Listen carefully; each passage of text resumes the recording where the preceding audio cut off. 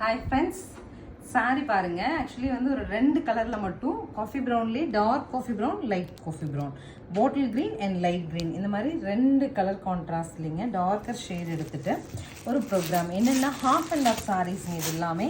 So tissue by காட்டனில் half and half கான்செப்டில் சாரீ சூப்பராக வந்திருக்கு.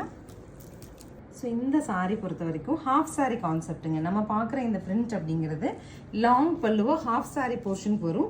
So bottom portion complete plain டிஷ்யூங்க நமக்கு.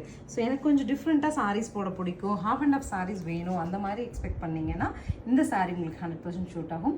870ங்கிற பட்ஜெட்டில் பிளெயின் ப்ளவுஸ் தான்.